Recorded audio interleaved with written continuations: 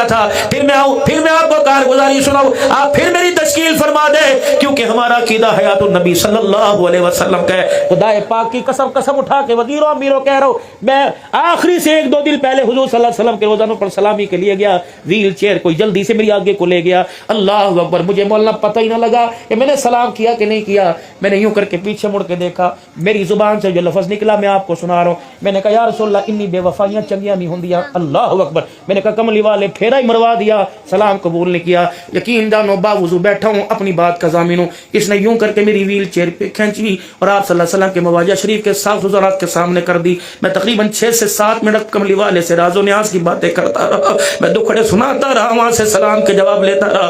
अल्लाह अकबर। यकीन तो पहले भी था, उस दिन यकीन हो गया मुहम्मद रूह बिल जिस्म के साथ अपने रोजे में आज भी जिंदा है।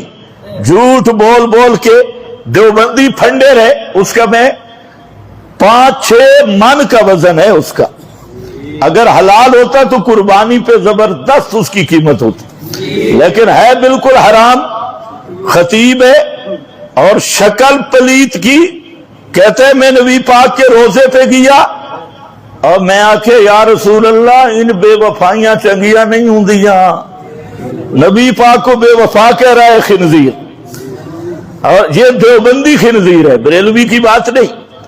तो कहता है रोजे से आवाज आई और किसी ने मेरी व्हील चेयर को फेरा और मैं फिर राज न्याज की नबी पाक से गपशप लगाता रहा।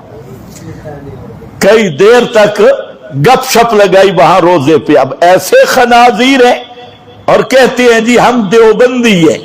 ऐसा देवबंदी अबू जहल से भी बदतर है।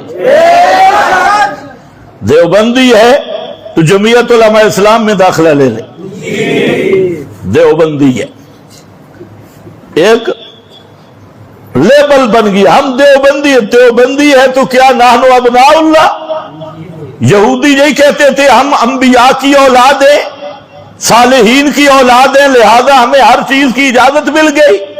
तुम देवबंदी कहलवाओ और अकीदा तुम अबू जहल से बदतर रखो तो बच जाओगे से वो देवबंदी कहलाने से। क़यामत वाले दिन अल्लाह पूछेंगे हाँ भाई देवबंदी कौन है, वो तो जाए ना सीधा जन्नत में।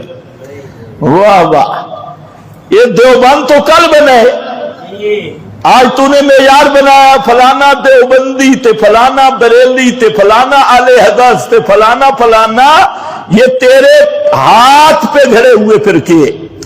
अल्लाह के हाथ देवबंद की सनद भी नहीं चलती, बरेली की सनद भी नहीं चलती और आले हदस की सनद भी नहीं चलती। अल्लाह के यहां सनद चलेगी सही अकीदा और सही अमल की। हाँ, मन आमना बिल्लाह इन्नल्लज़ीना आमनू वल्लज़ीना हादू। पहले भी लोग दावे कर रहे थे हम यहूदी हैं जी, हम नसरानी हैं जी।